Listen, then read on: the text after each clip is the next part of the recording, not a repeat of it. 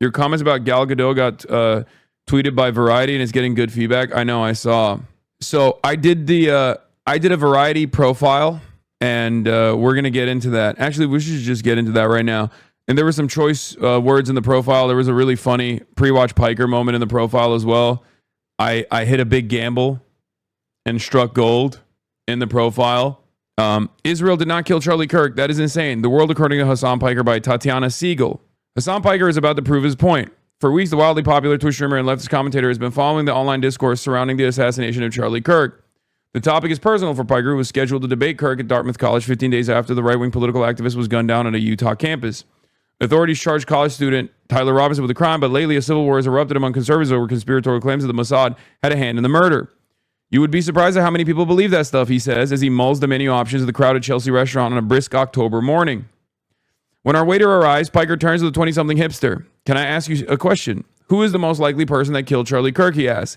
I think it was Israel.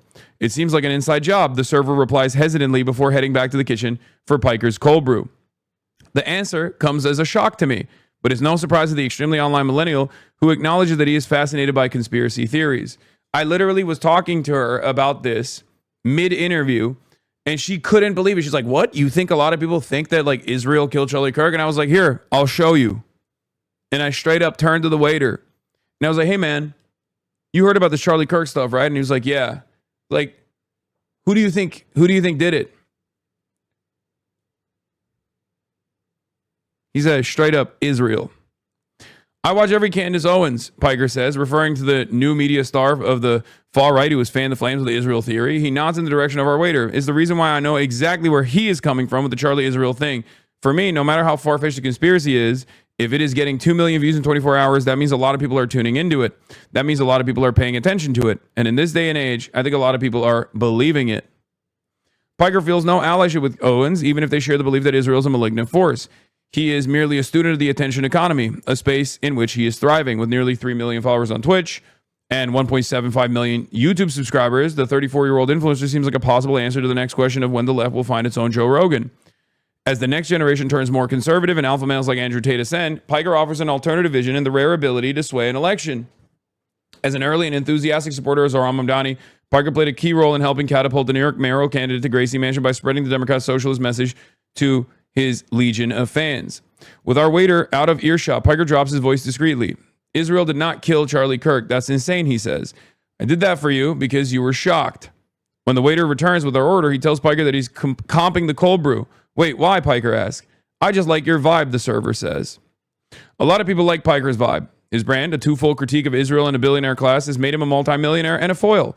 Anti-Defamation League CEO Jonathan Greenblatt has accused him of using his platform to promote toxic anti-Zionism. Andrew Cuomo invoked Piker's name repeatedly along the campaign trail in an effort to smear Mamdani. Is that true, Lamau? Yeah, that was true. On this morning, guys, of course it's true. It's because I talk to people all the time. It's not fucking fake. Like when I say I talk to people, regular folks on a daily basis, this is what I mean. And I think many people don't do that. Many people do not do that. Many people don't just go out and talk to random people like they are regular people. Okay?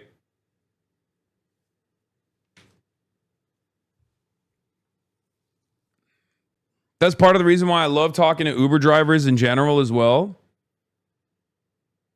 That's another reason. Because regular folks got some crazy ass theories. I don't talk to Uber drivers because I'm live. I talk to Uber drivers when I'm offline as well.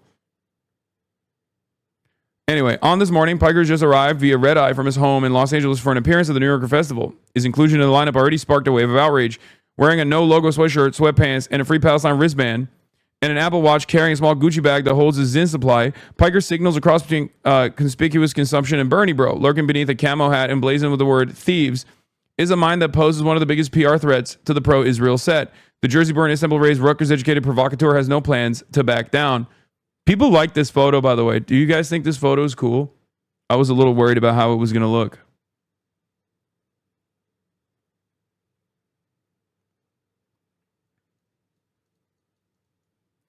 What's up with all these fanfic-style interviews with you? What are the chances of this interaction happening perfectly with this interaction? This interview is going to end with, and everyone clapped. I know it sounds unbelievable, But if you talk to enough people all the fucking time, you get a better feel for what their worldview looks like. I love that you think this person faked that interaction, by the way. Like, they have no allegiance with me. Why would they do that?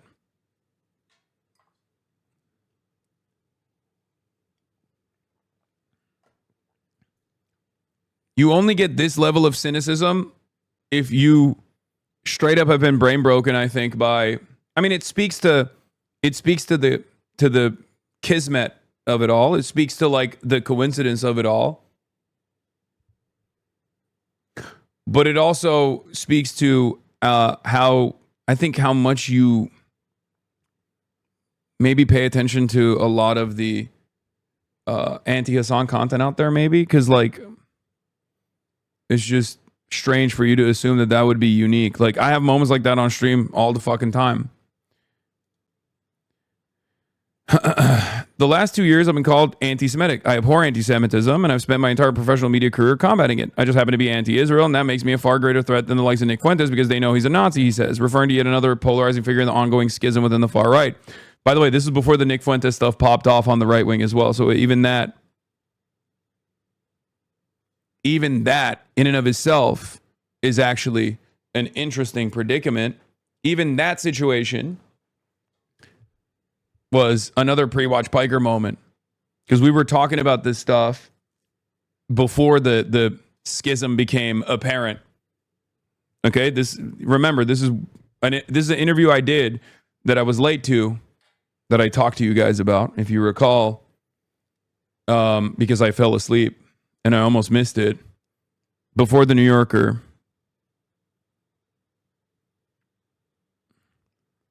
I don't find kinship with the right because I think there are some on the right that just use Israel as a new opportunity to cut through the noise. His voice, famous from 2,674 live streams or 18,624 hours in front of a camera since he started on Twitch in 2018, is steady and evokes the East Coast liberal arts poli-sci education he received. Maybe they seek kinship with me, but I've been here for decades, he says, because this is a problem that predates October 7. That's why a lot of people in the know shortly after October 7, myself included, were like, this is horrifying, but the reason as to why this is happening is because of 75 years of apartheid at that point, the genocide that was the inception of the Israeli nation state. And most people were just so oblivious to that reality. They were like, how dare you say something so barbaric? How dare you say something instead of just sitting there silently in mourning? But there's never been a moment in my life where I ever considered Israel to be anything but a criminal enterprise. This is in fucking print, dude. This is Variety magazine. The world is changing. I need you to understand something. The world is changing so much. This is a Variety profile that isn't antagonistic on someone like myself, covering not only my worldview, my politics, but also straight up putting in print anti-Zionist statements. Hanging with Hasan Piker plays out a bit like one of his marathon streams on Twitch, a hybrid of live television and social media that allows creators to interact with his fans via chat. The hours float by as he flits from one topic to the next, a mix of politics and pop culture. He's discussed about Hollywood's treatment of pro-Palestinian voices who have lost most career opportunities, such as Scream actress Melissa Barrera, whose firing from the franchise happened, he says, at the peak of the panic. Some have been dropped by their agencies, including Susan Sarandon, love her, by UTA, or their labels like Roger Waters, he's awesome, over their Israel critiques. More recently, British punk rap duo Bob Vylan was cut by UTA for leading chants of death to the IDF during a performance in Glastonbury Festival. I don't think that's necessarily going too far, Piker says, of Bob Vylan's actions. I think the moment that you start talking about Jewish control or the Talmud is when people go too far. As a Muslim who sees so much Islamophobia, I'm very tuned into that dog whistle, like the overemphasis on Sharia. The notion that Mamdani would impose Sharia law in New York was indicative of the tenure of the final stretch of the mayoral race. They do it to Jewish people as well in a similar vein. I think that's when people go too far. From Piker's perspective, Amy Schumer should have been canceled for social media posts she made in the wake of October 7. Amy was going crazy and no punishments there. She was just straight up being like, they're all rapists, barbaric monsters, they're head choppers. We got to deal with them. Piker appears to be referencing an illustration Schumer shared and then deleted on Instagram that depicted pro-Palestinian supporters holding signs with such slogans as Gazans rape Jewish girls only in self-defense and proud of our rapist martyrs. China, you can keep him. I like that. I can't tell if this is a hater or a lover saying this because Like, I love China. That's so funny. Despite calls for his cancellation for his criticism of Israel, Piker has withstood the heat. WME didn't drop me, which I think is very interesting, he says. He was told to tone it down, but he's vague about exactly who told him. He's getting a little too hot is what I heard, he says. Did he heed that warning? No, because I'm very stubborn, and if something is wrong, I'm going to call it out. And if I can't call it out, then I can't do my job. That's my job. That's what I do. So yes, I've gotten warnings, and I'm not oblivious. Journalist Taylor Lorenz, a friend of Piker's who has covered the subject of internet harassment for 15 years, says that he is unique in the breadth of his haters, from Vice President J.D. Vance to Democratic Representative Richie Torres. Hasan is a very particular strain of politics, which is leftism that is attacked by both mainstream centrist Democrats, bad faith left-wing actors, the right wing, and just internet trolls, Lorenz says. And he's on the most dramatic platform possible, Twitch, which has the most parasocial fan base of any platform. He gets the entire internet weaponized against him. He is the only straight man I've ever seen that has been gamer-gated. Earlier this year, that's such a funny line. That's true. I'm the first male victim of like actual successful objectification. I'm the first male victim of Gamergate. It's true though. It's literally so stupid. I mean, it still doesn't impact me in the same exact way that it would others, like in the same exact way that it would women in general, and that's because obviously we do still live in a patriarchal society, right? But that hasn't stopped people from trying, if you know what I mean. Earlier this year, Mamdani's mother, director Mira Nair, signed a petition calling for the Academy to rescind his invitation to Gal Gadot to appear at the Oscars for her support for Israel's military actions against Palestinians. Given that Gadot's comments throughout the conflict have centered on releasing the hostages, I asked Piker if such a campaign was fair. I think she should be banned from the Oscars for being a dogshit actress. I think she has no business being there for the crime of what she has done, not only to the DC franchise, but really any movie she's been a part of. So that was a joke, but I feel like it doesn't read like that when you read it out loud, right? Can you tell? Because she didn't say Hasan jokes. You know, Piker quibs. Piker jokes. I think she should be banned from the Oscars for being a dogshit actress. He says to the Wonder Woman star, all jokes aside, okay, well, I did follow with, all jokes aside, Gal Gadot serves an important role in normalizing Israel as not a fascist ethno-state, but instead a place where a lot of beautiful women come from. And those beautiful women happen to serve in the IDF, because there's also this weird sexualization of the forces as well that takes place, and it plays another role in normalizing Israel and its activities and actions and whitewashing it. Now that is also a somewhat unique perspective to hear in mainstream outlets as well.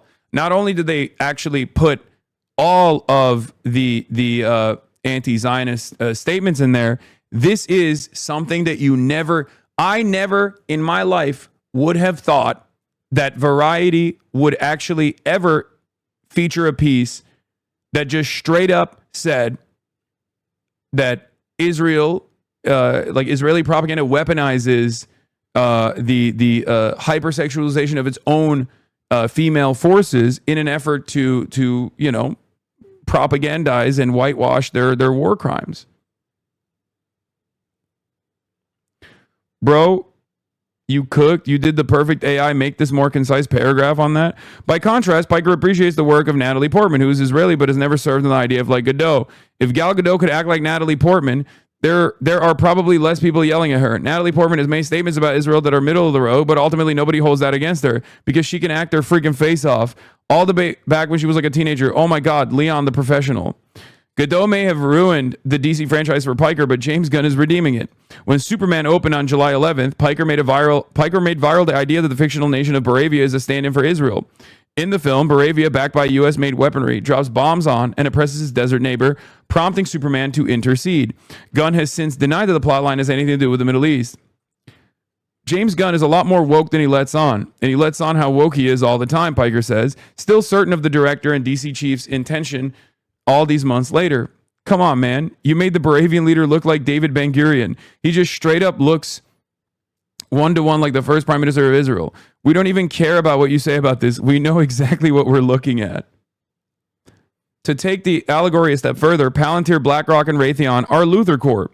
Lex Luthor is cutting a direct contract with Baravia to extract natural resources and then also having a testing ground for their weapons, Piker says. I mean, that's literally what we do. Gaza is a weapons laboratory. That's how imperialism works. Apropos of something, Piker then gives a thumbs up to the actor who's suited up as the latest Man of Steel. David Cornswet, from what I understand, is Jewish and he's very cool. He's not like pro-Israel or anything like that, as far as I've seen, he notes. With that, Piker is ready to move on to cross Burbank superhero rival Marvel, but there's little for him to mind on that front. I've always been a Marvel fan growing up, but I can't stand the Marvel Cinematic Universe, he says. Piker's intensity is palpable as he chases double espresso with a 6 milligrams in pouch. All that's missing is the scroll of chat comments accompanying his musings. Instead of swooning fans enter the real life frame to express their gratitude, a woman dining with her son approaches our table. No, it's impossible. He lives in LA, she says, beaming. And then I kept looking and looking, and it's him. I absolutely love your work. Being a Twitch streamer is a lot of that, he says, of his exchange with the server. I have my ear to the ground all the time. A lot of people in legacy media, traditional journalists, are so out of step with the average person around them, even in their immediate vicinity. Still, Piker allows the rich and powerful to occupy plenty space in his head. Barry Weiss, recently installed editor-in-chief of the CBS News, gets a bashing. Barry Weiss is everything that I despise about access journalism, brown-nosing to institutionally powerful people, and a major advocate for Israel as well. A person that has spent her entire career decrying woke or identity politics while simultaneously using her identity as a shield, she says. Like, I'm a lesbian woman, I can't be intolerant. And also, even using your identity as a Jewish woman to say, identity politics sucks, unless we're talking about Jewish people. Piker scoffs at the idea that CBS News was biased before Barry Weiss arrived. There's not enough pro-Israel voices in major news? Come on, that's ridiculous, he says. Yet she's been rewarded handsomely for it. $150 million for a shitty Substack that no one cares about or knows about. It's very obvious why that happened. The Redstones, the seller, and the Ellisons, the buyer, wanted to make CBS more pro-Israel. Shari Redstone was willing to hand off CBS to the Ellisons because she thought they would do a better job of making it pro-Israel. When Paramount deal was announced in August, Redstone said Ellison has a clear strategic vision and the resources to take the studio to its next stage of growth. This part almost comes across as conspiratorial, especially because it doesn't actually feature the evidence that I centered this around. I've obviously covered this issue quite a bit on my broadcast, so you guys know about it. And I did actually bring it up in the interview as well. I literally showed her the article of Shari Redstone being like, I am finally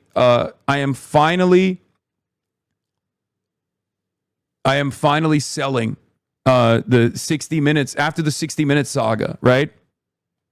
Since the deal closed, the studio has made a series of moves that bolster Piker's contention that Paramount is now more Israel-friendly. In September, it announced a petition signed by celebrities, including Emma Stone and Javier Bardem, that call for a boycott of Israeli film institutions that implicated in genocide and apartheid against Palestinians. Last month, CBS Morning's co-host Tony DeCoppel interviewed Israeli Prime Minister Benjamin Netanyahu in Tel Aviv. Barry Weiss was being packaged as someone who could bring top talent. Wow, Piker says. Benjamin Netanyahu never gives interviews anymore to American news. He talks to American news more than he does to Israeli news. Damn, I cooked. Perhaps it's Piker's complete lack of filter that makes him so attractive to his growing fan base. Most influencers with a red-hot career are careful not to bite the Hollywood hand that could feed them. As a result, these aspiring stars tend to punch down. Piker's willing to punch way up, all the way up to Larry Ellison, the second richest person on the planet, who backed his son David's successful bid to buy Paramount and also has a stake in TikTok. Piker's trying to explain the craven flip of the once liberal tech titan to the Republican side. When Larry Ellison first made that big donation to Marco Rubio for his presidential run in 2016, people were actually a bit confused. I think he's gay, maybe in the closet. I don't know. I hope he doesn't laser me down for speculating, he says with a laugh about the Oracle co-founder. Larry Ellison has been married to 6 women and is currently wed to Jolyn Zhu. But there are hacked emails that show Larry Ellison vetted Marco Rubio for fealty to Israel. And as Secretary of State, Rubio played a role in the TikTok talks that steered the company towards Ellison. Piker doesn't seem too concerned about the prospect of getting lasered down by any vengeful oligarch. I'm also not a stranger to super powerful social media platform owning billionaires directly hating me and making it a personal vendetta and their lives' mission to destroy me somehow, he says. In the wake of the Kirk assassination, Elon Musk took to his X to call for Piker's cancellation, dredging up past comments that walked up to the line. Musk even tagged Amazon founder Jeff Bezos. Amazon owns Twitch. Piker knows the irony that he's not even banned on X, never mind Twitch, because he's a power user and drives engagement. A lot of these guys are very thin-skinned, and I think the gravest mistake of my career was when I had Musk's ex-partner Grimes on my show, and she talked about how buff I was, and then I talked about how Tesla was shit, Piker says. That man has never lived it down. Grimes wasn't exaggerating. Piker is hard to miss with his muscular 6'4" frame. He works out 1 to 2 hours a day, a regimen that includes playing basketball. If he ingratiated himself better with the oligarchs, he would be courted by mainstream Hollywood. He's already heard the siren call and turned it down. His manager, former WME agent David Hunsinger, fielded a $1 million offer from one popular betting platform to run a ticker ad during just one stream on election night 2024. Piker said no. I'm not the easiest client, and not even because I get into trouble, Piker explains. I say no all the time to a lot of deals, like a lot of money, and that's why I really respect David, because throughout our entire professional relationship, he's probably said no to tens of millions of dollars. Starting number was $1 million, which means they could have probably gone up. He's happier helping the Mamdanis of the Democratic Party and sticking a thorn in the side of the Cuomo types. He brought up my name next to Hamas, he said during a debate with Mamdani. Why don't you denounce Hamas? Why don't you denounce Hasan Piker? Piker says the former Democratic governor turned independent mayoral candidate. I'm very similar to Zoran in many respects, and the same reasons why they would be resentful of Zoran or fearful of Zoran is the same reason why they despise me. With the election just 10 days away, Piker is keeping a low profile with the Mamdani campaign. I'm in a holding pattern right now, he says, with a hint of sadness creeping into his voice. I don't want to be too prominent in and around the Zoran stuff at the moment because I don't want him to use it as a line of attack over and over again. What the Cuomo campaign used was a soundbite of Piker, which, by the way, after I said this, they pumped it. This is before they did the extra attack ads, if you remember. Like, this was before the sequence, the wave of, like, Hasan Piker did 9/11 and Zoran Mamdani loves 9/11 ads. I just assumed that they would do it.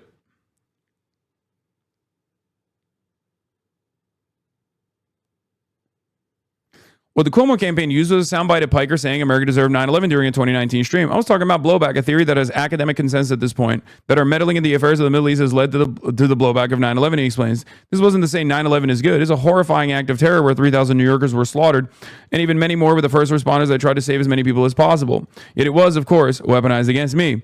But as election night swung Mamdani's way, Piker wasn't keeping a low profile, but toasting with the millennial mayor-elect with Alexandria Ocasio-Cortez of the Brooklyn Paramount Victory Party. There he offered no mercy for Cuomo. What happened? I thought the Hasan Loves 9/11 was a successful campaign strategy, he said in a video that ran on his YouTube channel. Andrew Cuomo, fuck you. Suck my dick. Before the Mamdani win becomes reality, however, Piker can only hope the polls are accurate, but he's feeling confident as we walk along a busy stretch of 10th Avenue. An older man wearing a bandana and hoop earrings stops in his tracks and claps as he recognizes Piker.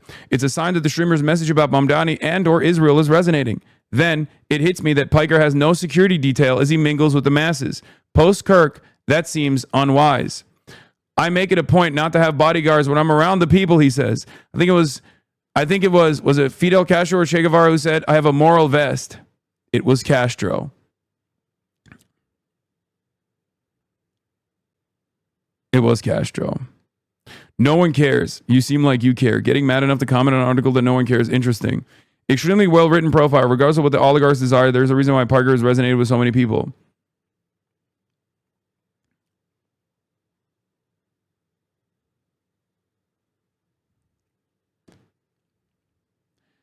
That's one of my favorite pieces, I think, that's one of my favorite profiles of all time, straight up.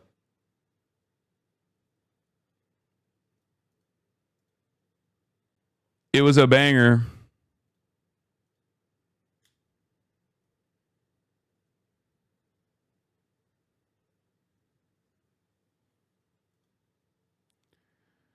That ending was so hard, bro. Literally made me tear a bit. Was this a standard 20K? Goodbye. Chad, but man, I would not be worried. I would not be worried if you were in Europe or Asia, but your country is so crazy with their guns. No, I know. And yeah, the article actually was posted on the article was actually posted on their, or this quote was posted on their social media, and it went LeBron numbers, dude. 71,000 likes. Hey, open presents. Thank you for the gifties. The Piker Broadcasting Service, once again, is sponsored by you, the viewers, for you, the viewers. As you know, you too can subscribe to the Piker Broadcasting Service for free with a Twitch Prime or with a $6 subscription. Or you can get gifted a sub if you're lucky.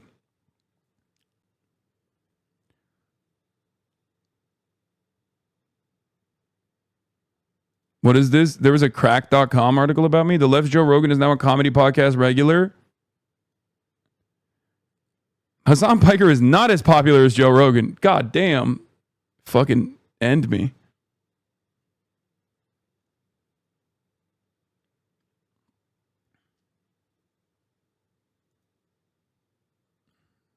siempre está protegido con su traje. ¿Cuál traje? What suit? Everybody says you always have Dice que todo el mundo dice que usted tiene un chaleco a prueba de balas. No. Voy a desembarcar así en Nueva York. I will land in New York like this. Tengo un I will chaleco. land in New York like this. Tengo un chaleco moral. I have a moral one. A moral vest. Qué fuerte. It's strong. Ese me ha protegido siempre. That one has protected me always. Es uno de los más han intentado matar, la verdad. Pero parece que tiene 7 vidas como el gato. Hate to be a Bellskill, and I love the moral vest quote, but I gotta remind you to thousands of lunatics is a moral bullseye. It is what it is. This was actually Che Guevara who said this moments before his assassination, but I am but a man. Okay? What are you going to do? You can't live life like that.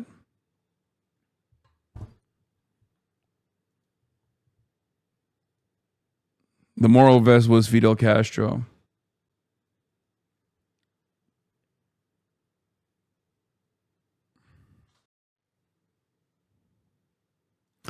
Okay, we're back. It happens. Did the writer know of you before the profile? Feels like they didn't really, which is nice for these types of profiles. Really well done. I don't know. I mean, I'm sure they did a lot of research ahead of time, right? No one writes a profile that long without doing adequate research, especially for a magazine like Variety. Wait, I'm confused. Why does this tweet have 71,000 likes, but this tweet, oh, never mind. It just updated to 72,000 likes. I thought it was like two separate tweets. Hey, you should use the rest of your 35% discounts, coins in China. For gift subs? Nah. Yo, Variety. Since when are you platform scumbags like Hasan Piker? I've been reading Variety my whole career and never, not once, have I seen a Hollywood trade give this much shine to an anti-Jewish, anti-Semitic troll who makes a living insulting people in show business, especially women. What happened to you? Where'd your standards go? When did you become the hype machine for hate click bottom feeders in Hasan? You're a fake tough guy with a webcam and Wi-Fi, a professional bully with a ring light. Variety, do better. Stop giving megaphones to people who spit on the very industry you cover. I had a dream that all the wokes were being prosecuted and you were in hiding. Yeah, Michael Rappaport, by the way, a famous defender of women, Michael Rappaport. It's pretty funny that he just basically described himself, a fake tough guy with a webcam and Wi-Fi, is unironically the perfect way to describe Michael fucking Rappaport. A professional bully with a ring light, once again, also perfectly descriptive of Michael fucking Rappaport. Brace is going to get so jealous.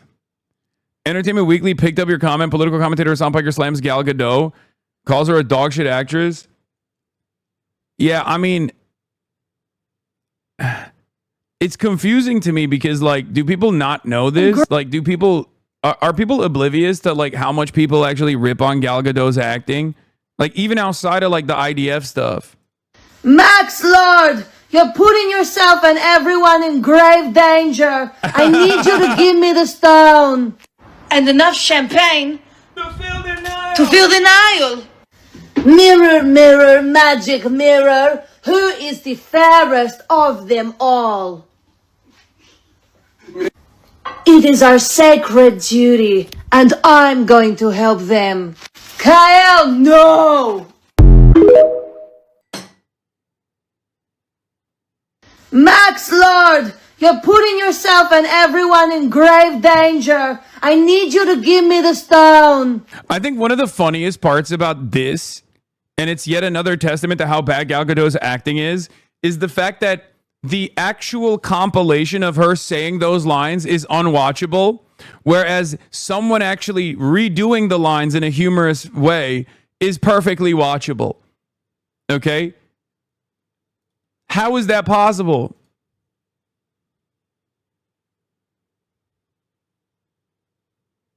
What is this? molly, I'm swing. Pop the molly, I'm swing. That's funny. Whatever happened to the Aussie boys coming to China? They got busy, I assume. Yeah, I've been telling Alexa to fucking pull up no matter what. Bro, I was on audio only. I thought this was her. Okay, well, that's crazy, but all right. Let's get back to the Epstein stuff, and then we're going to move on to other things as well.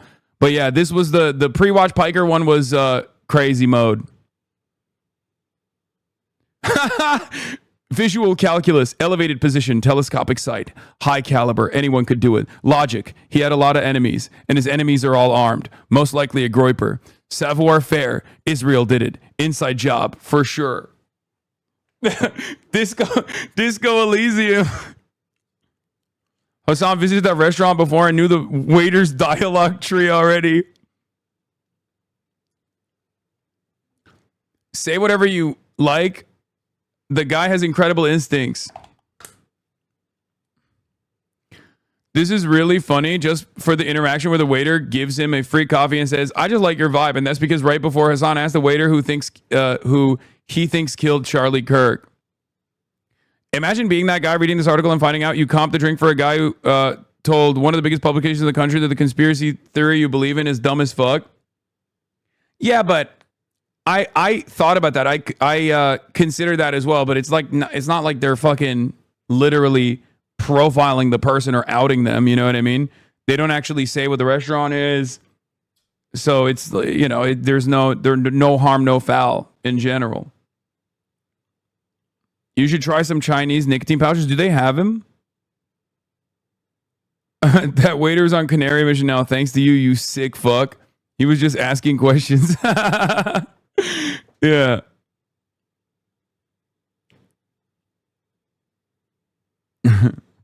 Yeah, that's my bad. Well, I'm on Canary mission too, waiter. Welcome to the good side, I guess. Oliver is cooking some fire emotes. King, it's on its way. What is this? Oh, hell yeah. CNN's Isaac Dover is not mad. A week after appearing at the center of much media attention, the Mamdani's Victor Party, Hasan Piker gets an unchallenged and promoted write-up in Variety, writing off Israel's an ethno-fascist state and saying Gal Gadot is part of a sexualization ploy by the Israeli army. Yeah, no, you're right, Edward Isaac Dover. The Israeli army definitely doesn't have IDF babe accounts. Like, maybe it's not directly the Israeli army doing it, but really? We're not gonna act like that's a marketing initiative that whitewashes what Israel does. 0 likes, no motion. It doesn't matter. It's Edward Isaac Dover. He is a CNN anchor, or not an anchor. Sorry, he's a CNN reporter who hates the Bernie bro wing and all those guys. It's like he's one of my ops in the media. He just posted it a minute ago. Also, I didn't bring up Gal Gadot. The journalist did. What is the expectation? I just hold it in? I'm not. That's kind of my whole brand, don't you think? That's just what I do. I do not hold it in. Yeah, they definitely put attractive soldiers on every birthright trip, including mine, for no reason. Exactly.